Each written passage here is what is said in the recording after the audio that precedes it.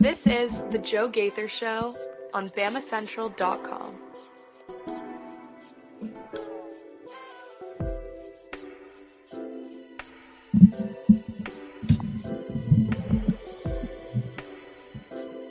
Good afternoon, Tuscaloosa, Internet world, West Alabama. How we doing today on this Wednesday? This is the Joe Gaither Show on Bama Central and BamaCentral.com. You're hanging out with us on Spotify, Apple Podcasts, Amazon, your favorite podcast platform. The Joe Gaither Show on Bama Central. You're hanging out with us on the Bama Central YouTube channel at Bama Central or on my own social media machines at Joe Gaither6. We invite you to jump in, leave us a comment, question, query, or complaint about the show. Let us know where you're watching from. We've got a lot to get into. Oh my gosh. Absolutely horrific night in Coleman Coliseum. That's where we're going to spend most of our time. Alabama losing to Ole Miss, 74-64. Absolutely brutal night. I asked you to be in there. You got in there. I asked you to be loud. You were loud. The team just really let you down. Just really let you down. So we'll get into that. What went wrong?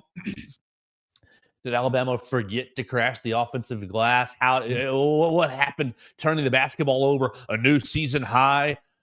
And how Alabama can fix it going forward. We're here with my friend, Mason Woods. You can follow Mason Woods at MAWoods_ on the Twitter machine. He's writing recruiting for all things on the Walsh Writing Network. And a little more. Sometimes you dabble with the Spurs here and there, but mostly recruiting with Mason Woods.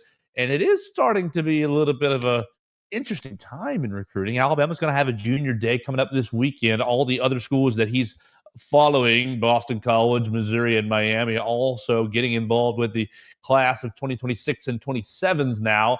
Mason, how are you? And how old does it make you feel to see 2027, 2028?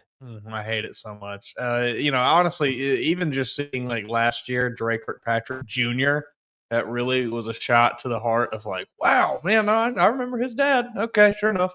It just continues to make me feel old, which is okay. You know, we go on and we grow, but yeah, no, it is strange seeing like 16 and 17-year-olds that could probably just whoop me with one arm tied behind their back. It's interesting. It's a new way, but that's just what we do. I guess everyone experiences it. I guess my father experienced it, and all our listeners experience it at some point or the other. When you graduate high school with a year that starts with a 0 in front of it, and then now you're starting the twos, and it's like, oh, I don't know about that. But it's gonna be a lot of fun. Last night not so much fun.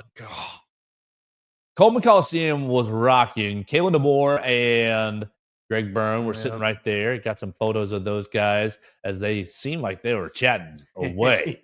I also saw a clip of the fans sitting two seats down from Greg Byrne, really giving it to the refs. I mean, letting the expletives fly. I don't know who the fan was, but I love it. Sitting 2 seats down from the AD, you don't give a damn. Sitting there yelling at the refs. Hey, you're giving your all for Alabama right there.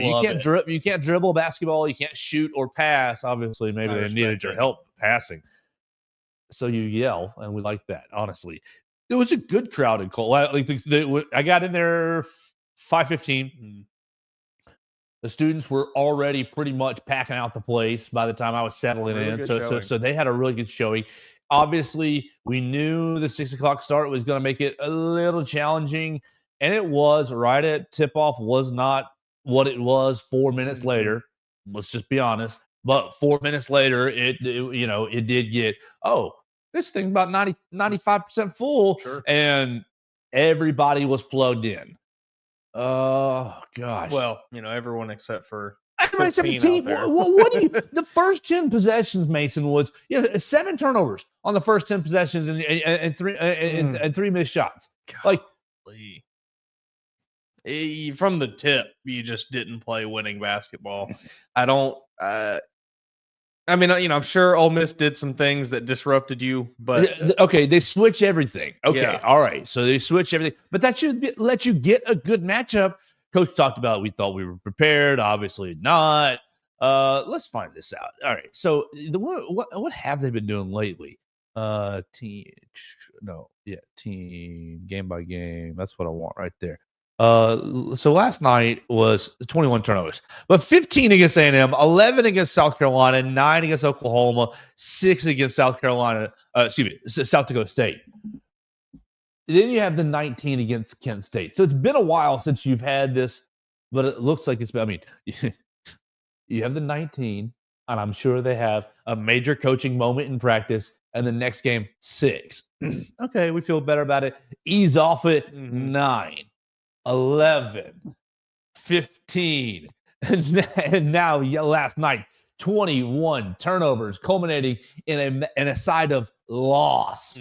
So whatever we did in that week of practice before that South Dakota State game, Nate Oates and company are going to have to recreate that every week. It sounds like whatever motivation they scraped the bottom of the barrel and found, they're going to have to bring it back out for every game moving forward. It looks like. Our friend Stingray chimes in on the Facebook machine. I'm guessing the 3-hour game, talking about Saturday's Texas A&M game, took it out of Alabama basketball with the quick turnaround. Very much could be the case. I mean, Texas A&M plays you physically, and Ole Miss does as well. But I thought in that Texas A&M game, Alabama did a good job of forcing Texas A&M to play up to their pace a bit rather than them getting slowed down and dragged into the mud. Kind of, this game obviously was very different. Ole Miss was able to kind of drag Alabama out into the quicksand and just kind of keep them there. I definitely think that could have played some role, but I don't know.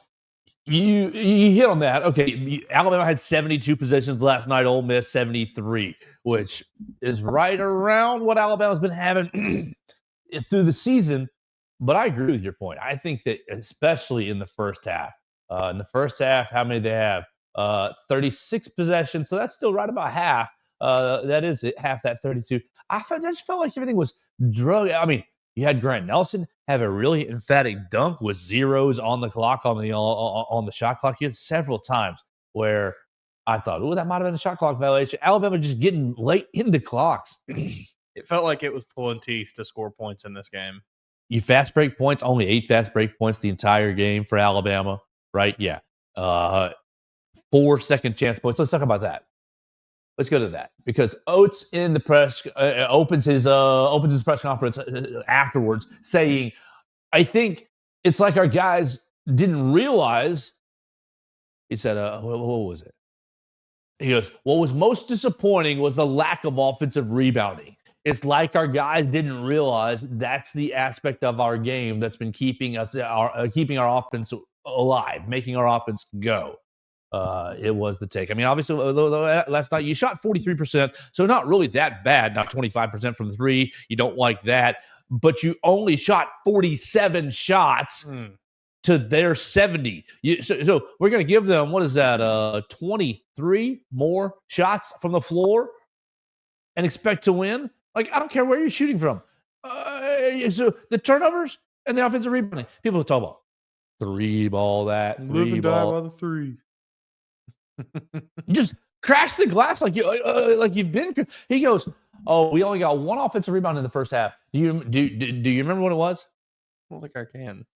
Because it was a fluke, Mason. It was. Oh my God, these jokers last night. I don't know what they're doing. The offensive rebound in the first half is Jaron Stevenson's breakaway dunk miss. I'm rebounding my own miss. Getting an offensive basket interference, also turnover. Man, oh man. And maybe I'm wrong, but the other ones in the second half, didn't they all come on like one little play where it was like they got just 2 rebounds right back to back after another and still couldn't score? Grant got something. Yeah. Grant got a put back and right back in. Okay, he did score, but yeah. So at no point in this game was there any threat of an offensive rebound from Alabama, and it's You heard it from Nate Oates. It's very obviously not the way that you win basketball games. It's not, that has been something that they have done really well in the first 3 SEC games before this one, and they were nowhere last night. Malik Dia kicked their ass. Let's just be honest. I mean, we're usually not that blunt, but like he kicked their ass. What was it? 23 points, 23 points, 19 rebounds. The Coleman Coliseum crowd about it too. I saw at some points. And when he came into the press room, he wanted to say it again. He was the player, and he was not rude by any means. I don't want to come off that way, but he had a huge smile on his face. And look, to the victors go the spoils. Sure. You played your butt off. 11 of 21, 19 rebounds. My man's took the Alabama Bigs to school. 19 rebounds, 4 offensive boards, 2 block shots was a huge part of the game. Hey, coach, I should have played Cliff more. Okay, yeah, you should have, but maybe you guys shouldn't have just thrown the basketball all over the place. That was just so flabbergasting to me. Yeah, I mean, because it's it's all of this to say Dia went off, whatever. If Bama turns the ball over, say 12 times, they probably win this game. Yes, pretty 15 by 6 points or so. Give me 6 more possessions and see what happens. Man. Give me 6 more possessions and cut my turnovers by 6, so get 15, right? And give me 2 more offensive rebounds for 4 more second chance points. Like, it wasn't much that you needed. And that's what was so frustrating is, like, I'm sitting there writing the game story for BamaCentral.com. I appreciate everybody who reads us at BamaCentral.com. You can read all our great work. Hunter DeCyber, Katie Wyndham. We just added Will Miller. And, of course, Mason Woods. I'm sitting there. My assignment is write the gamer. And, all right, inside journalism, the gamer is due at zeros on the clock. You gotta seconds after it zeros, it's up, right? Mm-hmm. And so you're sitting there playing the game of, are you going to win or are you going to lose? Are you going to win or are you going to lose? Are we writing a winning story or are we writing a losing story? That's the game we're playing. And I'm sitting there. You don't write anything in the first half. Just some notes, scratching notes. All right, this is some things I want to say. The first half, some highlights. And they start coming out. And I'm like, all right, I'm getting started. Here we go. And I write my first half kind of notes into form, and I get all my formatting done. And I'm like, okay, they're still up a little bit. And then Ole Miss creeps in, ties it, takes the lead. I'm like, okay, I'm still writing a winning story. Still writing a winning story.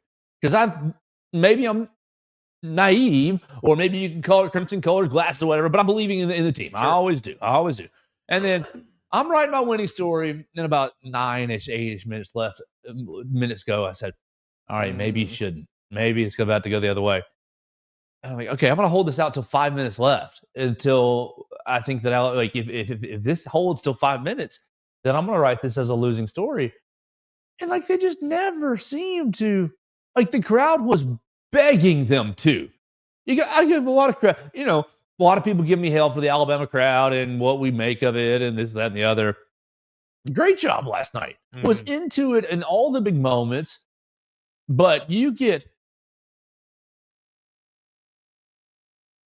your dadgum technical foul on Ole Miss committed on LeBaron. I think LeBaron got hit. I think LeBaron got hit where the sun don't shine. To be honest, he either got hit where the sun don't shine or he got hit in the face. It was very. I couldn't really see it. And the replaying in Coleman Coliseum was not great. So he gets so they get a technical foul. You get 2 shots on the ball, and what ends up happening? You make your 2 shots. I think LeBaron made his shots, but you messed up the next possession, and Grant missed his shots because Grant missed some free throws right there, and then they come down and hit a huge 3, and it's just like, oh well, you were about to tie it, and then bam, it's back to a 5-point game. It's just flabbergasting. I got a text from a friend after, free throws doomed the team again. And I'm like, well, maybe, sort of. I mean, obviously, you don't like going 19 of 26. Grant, really, really, really not a good day for Grant. 3 of 7. Great job, Mark, 100%. But 19 of 26, 73%. You really can't complain that much about over 70% as a team. I would like to see 76, 78, somewhere in that range, almost 80. But you're talking, what is that? 2 extra shots, and you're really looking at great. And this whole team is making me scratch my head, Mason. I've been yapping away. What are you? I mean, where are you at with all this? I'm sitting, I'm scrolling through the stats here, looking through everything, trying to kind of figure out what exactly where it all. I mean, man, I don't know. Man, I mean, it's just these turnovers. Like, there's not, sure, the free throw shooting is not ideal. 73% is not exactly where you want, but it's just the turnovers. Like, you clean up the turnovers, this team, the ceiling is limitless for them.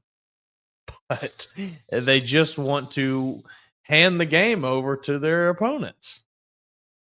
Yeah, 5 for Grant turnovers, 3 for LeBaron, 3 for Jaren, 3 for Mo, 2 for Youngblood, 2 for Aiden Holloway, 2 for Cliff Amori, and only 1 for Mr. Mark Sears. Well, you're now 3-1 in the conference. Missed out on your chance to not take the sole leadership of the SEC, but remain tied for the lead. Auburn went to work last night and did its business without Janai Broome. Took care of Mississippi State. Oh, 88-68. Yes. At home, of course, so give them some credit. But like Alabama, you're right now. Like, you play here. You do this. Mm-hmm. Like, you surely Coach Oates has, over the last week and a half, hammered the team about how hard it's going to be to play on the road this year. And you give Alabama fans a lot of credit, because last night they made it when it was an environment to where, big shots, big moments. It was loud. And so really, really frustrating effort at home too. Ole Miss, give them credit. They were better than I expected. They were a better team than I gave them credit for. Their guard play was better than I expected. They didn't have a superstar guard, but they had 3 or 4 guards that gave them just enough. They had, Sean Padilla gave them 12, Matthew Morrell 11, and Jaden Breckfield 13 with Jalen Murray 13. So very evenly distributed effort from their guard play, and then a monster inside with Malik Dia. And so you give them credit. You're not going to get to play Ole Miss another time this year. You don't have a trip to Oxford this year, and so you move on. Saturday. It's tough. You got to win these home games, because life ain't easy on the road. Saturday's coming, bro. Look at this. Saturday, you go on 11 a.m. in Lexington. Did Kentucky play last night? No. They did. They did. They had to. Yeah. They beat Texas A&M at home. 81-69. But hurting on the Aggies. So it's not going to get any easier. Got to fix the turnovers. Yeah, I mean, that's that. If you don't fix anything else, we can work with the, getting out to a big lead, letting teams kind of get back into it. Hey, I can take that if you turn the ball over 12 times or less. I don't think that's that much to ask. 12, that's still a pretty decent amount of turnovers. 12 turnovers. Yeah, you're giving grace. There's a lot of grace there. Yeah, that's a lot of. Hey, buddy, it's okay. Next play in 12 turnovers. That's a lot of wiggle room there for this team. Yeah, there's a lot of. Oh, I understand. That's an accident. Ball bounce is funny. We're not asking for 0. Yeah, that's an absurd ask. We're not trying to do. You got plenty of talent to make up for it. It's so frustrating. You have to end these possessions with a shot. The offensive rebound was annoying last night, but it's all and the free throws too. But to me, it's just the cross-court passing. It was like fundamental, stuff that when I played middle school basketball, I remember them teaching us. Hey, don't try to go across. Don't pass all the way across the court like that. Oh man. Alabama drops to 10th. So painful to watch. after last night in KenPom. 10th in KenPom. His offensive rating has dropped from second? I think it was yesterday, second or third, to ninth. 32nd in defensive rating now. Still number 2 in adjusted tempo, 74.6 in adjusted tempo. Where's Kentucky? Kentucky, my old Kentucky home. 16 in KenPom with the number 2 offensive rating and the number 75 defensive rating. Their tempo is 28th in the country, 71.7. So we in for a fast game on Saturday. It's going to be a lot of fun. Kentucky has played the number 17 strength of schedule this season. So they've challenged themselves pretty good. They're 14-3 so far this year. I believe now 3-1 after their win over A&M. So we're sitting here fretting Mason over the loss, and rightfully so. But one of the aspects that we did fret about was the standings. I think we need to back up, right? Because the winners of this league is going to be it's an 18-game season, right? It's going to be 14-4. Something like that, probably, if not worse. Yeah, because of how good the league is and how challenging it is to play on the road. Now, Alabama, you let one slip last night. You're going to have to. You got to go get one. Yeah, be on your P's and Q's, cross your, be focused. But you're going to have to go steal one in Neville Arena. Right. By no means does it doom you. By no means does this. I mean, you're 4 games into the conference season. Yeah. Let's not lose our minds and say the title run is over. Last night, a bit concerned. Coach even said it. Coach said it last night. Somebody asked him about the offense, and he said, yeah, you got to be honest. It is concerning at this point because without the offensive rebounds and throwing in the turnovers, the offense has looked junky and disjointed. And look, the shooting percentage has not really been that good all year long. And I don't know, that is the most, one of the most baffling things is, we've just heard about how well this team shoots in practice and how all offseason about how good all these shooters were going to be. But here we are, and, I've given them the benefit of the doubt for the first 15 games of the season, but here we are in January, and it's like no one can shoot. If it's not Mark, Aiden's gotten hot a couple times. Sure. Youngblood was 50%. It's just been random. You haven't been able to. I bet your coach is saying, what button do I punch tonight? Do I punch the Youngblood button? Do I punch the Stevenson button? That's got to make it challenging. Let's before we get off the basketball and move football, we'll listen to Coach Oates because he did have a money quote. You saw if you have been reading any headlines last night or this morning, every writer in the room used it. Period. Because so look, you got to give credit where credit is due. My friend Charlie Potter, Bama Online, asked the question about the effort. Coach Oates calls it disgusting. You kind of called it sleepwalking. How disappointing is that to see in a game where you're trying to stay in first place? It's disgusting, to be honest with you. With the amount of fifth-year seniors we have and the leadership that should be shown on this team, to have guys not come in ready to play, it starts with me because I'm supposed to be the one motivating these guys, and I obviously didn't motivate them very well to make sure they're ready. So I'm gonna have to look in the mirror, see what I didn't do. I have to have a good talk with some of these seniors that are supposed to be our leaders and figure out why we weren't ready to go tonight. Because it's very disappointing, it's disgusting, and it's frustrating. And it's not like we lost to a bad team. This is a really good team. I mean, they're in first place. Them and Auburn are tied now, first place in the league. But we didn't lose because they were just a far superior team tonight. I felt like we lost because they came ready to play. They brought energy. They brought effort. And we did not. That's a frustrating way to lose. That's Coach Oates. And I think you summed it up. I mean, there's not much more to say. They came ready to play. Alabama didn't.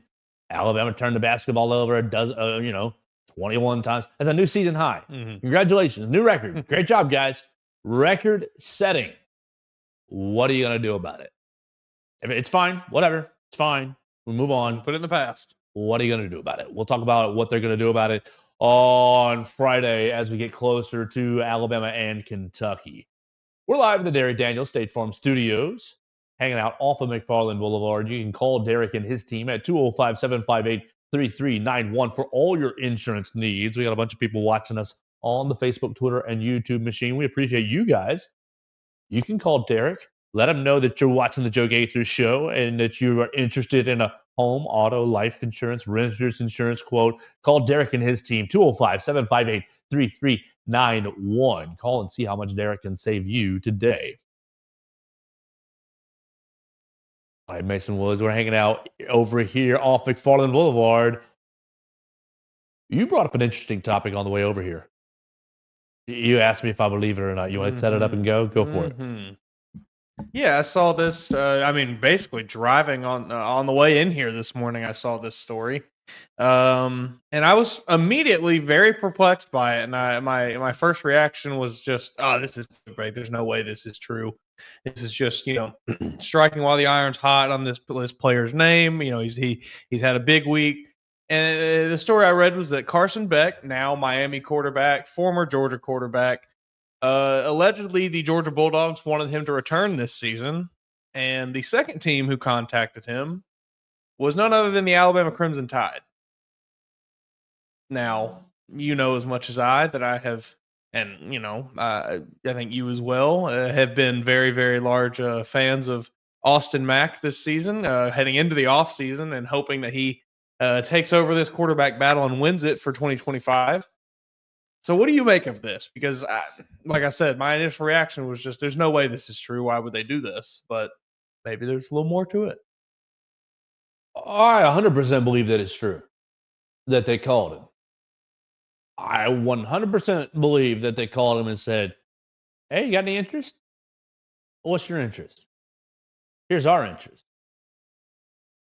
And I think that the girlfriend in Miami got on the phone and said, oh, you're interested? We're interested. Here's our interest, $4 million. And Alabama, I don't even know if it got off the ground. I bet you, right then and there, I bet you it didn't get off the ground. I do believe the report. It's from Matt Hayes. It's from Matt Hayes of On3 Sports. Matt Hayes, CFB, excuse me, college football writer, USA Today. So On3 Sports is aggregating Matt Hayes' report, who is I believe it, host of 1010 XL Jacksonville. Where the heck is Carson Beck from? Jacksonville. I bet you he's got these sources. And think back to Carson Beck's original recruitment. Alabama was in play. Are they committed here for a second? This must have been 2019. Way back when we were all children. I think he was committed for a half second before was it Bryce Young that moved him off of it? I can't remember. Something happened, and obviously he ended up at Georgia. I think if you look at the Alabama quarterback room and you look what you have, and you of course you're happy, just in a vacuum. If you said these are our four guys in a vacuum, great, let's roll. But then that's not how college football is played. That's not how this transfer portal is played. It ain't just in a vacuum. Oh, now we have 2 or 3 year starter. 2-year starter, right? Yeah, 2-year starter in the SEC. Took his team to the college football playoff. One really, really excellent year and one. Yeah, playing with a bunch of year. Look, I'll be honest. I don't think the Georgia skill position players were very good at all. Arian Smith couldn't catch worth a darn. Dylan Bell, I loved Dylan Bell's ability to body and use his body and kind of break away, but just hands like bricks. All these guys dropping balls all over the place. Nobody's staying healthy. The offensive line not staying healthy at all. Not a single semblance, not really a semblance of the Georgia running game that we saw, that we've grown accustomed to seeing with Etienne. Nate Frazier was nice with it, but in certain spurts. They didn't really have. I thought their offense was making chicken salad out of chicken bleep all year long. 665 yards of drop yardage for Carson Beck. Hold that number. Carson Beck. You said 665? 665. 665 on top of what would have been. Oh my gosh. Yeah, he threw for 3485. Plus 665. That's a 4,100 yard season. And not to mention how many of those were drop touchdowns. We'll just be, Say 2. conservative. Yeah, give him 2 extra touchdowns. Yeah. 2 extra touchdowns. That puts him at 30 touchdowns on the year. 4,000 yards passing, 30 touchdowns. And you want to say... I mean, that might make him a Heisman finalist. He is a good quarterback. And I've got Georgia friends who are, thank God he's gone. Thank God he stinks. Oh, he stinks. Now, we have to address the elephant in the room, the interceptions this year, which a lot of them were bad throws. Oh, he's running for his life. Sure. Trying to make something happen. He had some questionable decisions at times. Well, but yes, I count think, me as a Carson Beck fan. We'll just say that. And look, you guys can jump into the comments and say I'm stupid. That's absolutely welcomed. If he had come to Alabama, would you have been Carson Beck over Austin Mack all day? Walking into 25? Sure. Yes, 1,000%. I mean, I love you, Austin, but like the 2 years worth of starting experience. Yeah. Are you kidding me? I've seen everything the SEC has to throw at me. I've gone into stadiums. Look, I mean, beat your chest all you want about beating Georgia this year, but Carson Beck stood in the fire the entire second half and said, "I am not dying without a fight," and just sling it. Like, look, Xavier Brown, you don't make that play in the end zone, Georgia wins. Simple as that. Yeah. Like See if Miami can finally get to the promised land this year. Well, they lost Restrepo, right? Much. They lost all their receivers. Right. So you lost Xavier Restrepo. You lost Isaiah Horton to Alabama. Mm-hmm. I don't know. You lost another one to Jacoby Young, maybe. I don't know. Anyways, it doesn't matter. Point being, I do believe the report. Jacoby George. I think that Carson Beck would have been a great fit here. Would have been. Now, look, was Alabama paying him $4 million? Yeah, I mean, are they paying anybody $4 million? Maybe Ryan Williams. I don't think they're paying anybody $4 million, but I think they're paying a couple of players close to $4 million. Possibly. But I don't think Carson Beck. I think Carson Beck would have been in that category of you're in the we'll pay you close to $4 million. I think that.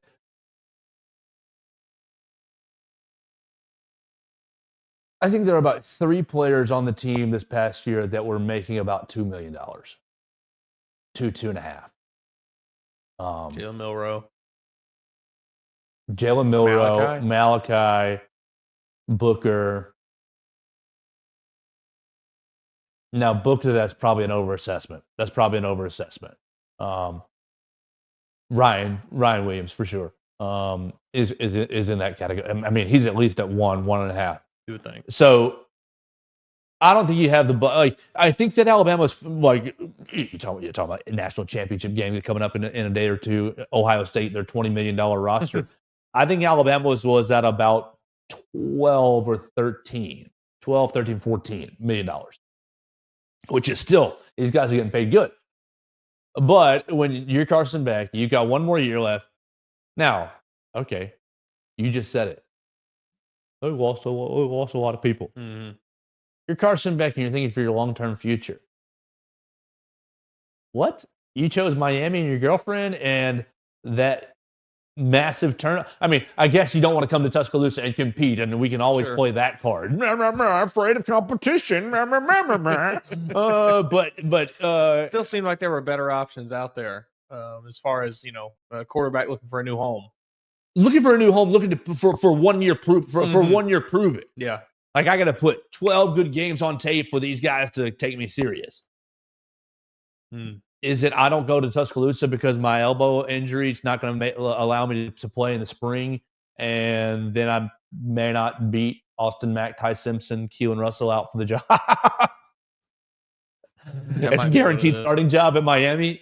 There's high competition in this room. Whether you bring in Austin. He should have gone to Ohio State. Will Howard's going to be gone. Is that what just happened? Because Schefter just tweeted somebody just declared for the draft. Oh, I don't know. Quinn Ewers just declared for the draft. There we go. He could have. Well, he would have had to go beat Arch out, I guess. But should have gone to Ohio State. There was a lot of talk about 20 years Played hitting the portal. with that fancy, expensive roster. Miami, it's just I don't want to play in the cold in the Big Ten. I guess that's what it is. I mean, I want to go play with my girlfriend. Yeah, I'm gonna play with your on the pretty beach girlfriend on the beach against these ACC bum teams. He'll throw for 40,000 yards. I mean, he'll do just what Cam Ward did, probably. Yeah, and he's gonna be in shootouts all the time because his defense is gonna be. It's gonna just be like, hey, Carson, another 400 yards, please. And they'll be right up at the end, and they'll drop 2 games to close the season to whoever it's gonna be. All and right. then we'll have a fun QB1 conversation in 2026. Yeah, am I just biased with it because I think he's a good player? I think he's a really good player. I think a lot of the criticism this year wasn't quite as warranted, given the talent. People assume that, it's Georgia. He's got 5 stars everywhere around him. But then if you actually watch the games, many of those skill positions around him were subpar this season compared to what they were the year before, And now, also, I guess you can play the other side of the argument of, well, he can only succeed if he has NFL guys around him, Lad McConkey, Brock Bowers. You're playing in the SEC. You need guys. I mean, the NFL guys need guys. Every NFL quarterback needs NFL caliber players around them. It's a stupid argument to me. I think he did a lot to elevate those guys last year, and they did a lot to elevate him as well. And I think in some opportunities, like the Alabama game, he even elevated bad players this year. Given he had 12 other games where he maybe didn't elevate them as much, but I still don't think overall he was not like atrocious this year. He had a handful of pretty bad games, 3 interception games, but we just said it. All the drops were really bad. He should have thrown for over 4,000 yards this season, and that is like the mark of an elite season now. So, I think I'm with you. Carson Beck is not nearly as bad as I think everybody made him out to be this year. This just goes into one of my deep-seated personal pet peeves, Mason. Like you want to go inside baseball therapy mode, like therapist. I just think people don't know how to watch football.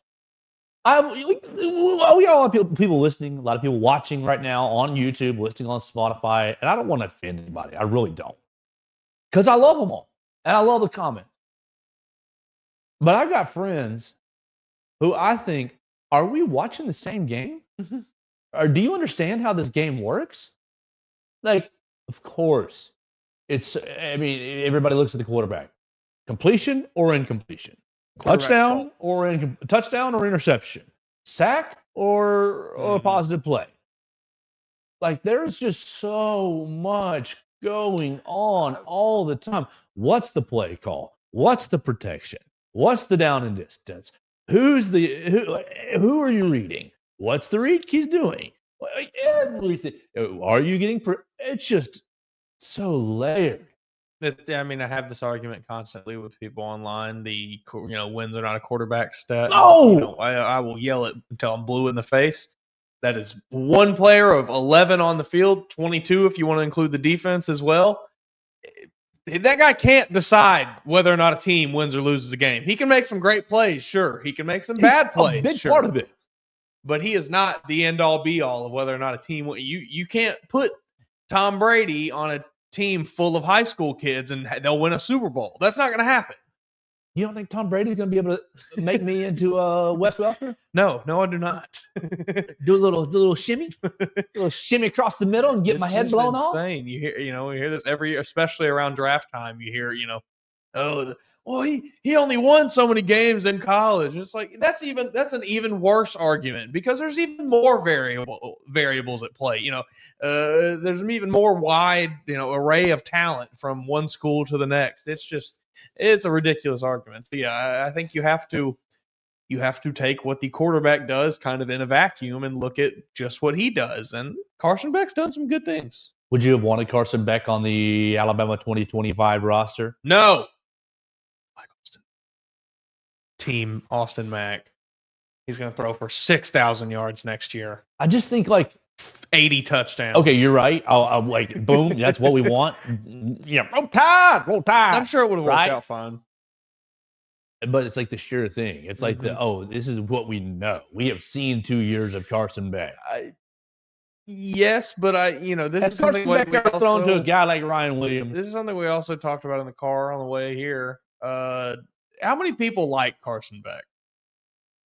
How well would that have gone over in this locker room?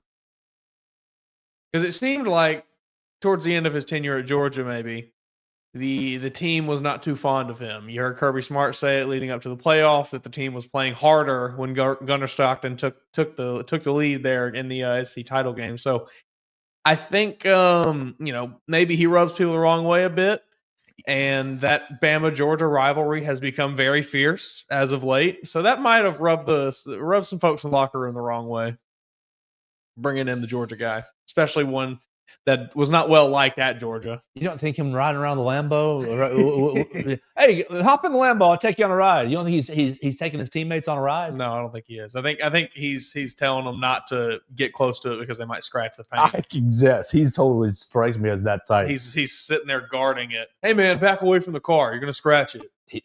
He's got some. He pays someone a lot of money to drive it. He's got some kid, some freshman, some sophomore that's he's paying $50 a day while it's at the facility to just sit there. I'll make sure nobody. He's got him a microfiber cloth, and every time a leaf falls on it. Oh, I hope that's the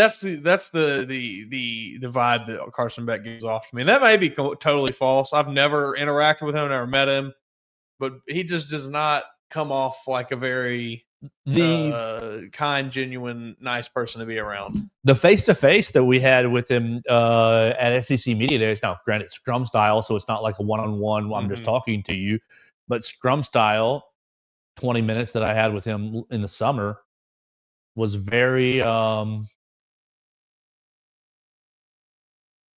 phrase that's coming to my mind is, you guys aren't worth my time, but it wasn't that strong. It was more so, I'm not taking this that seriously. I'll answer your questions and I'll give but it was very blase. I'm going through the motions, saying the right things.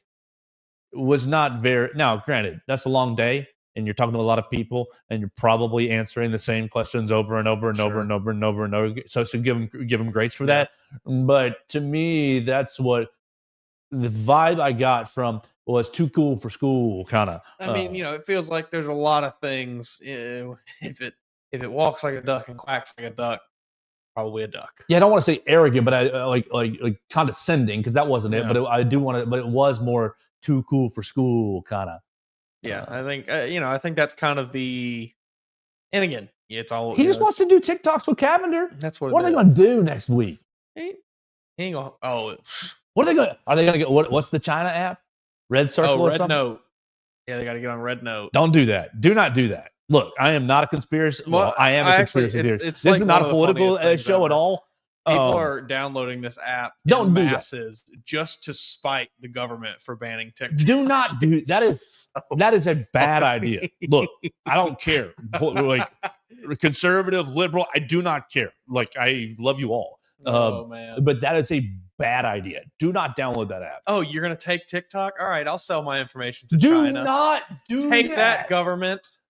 That is like now. Hey, honestly, if they don't want them to do it, they better not take their app.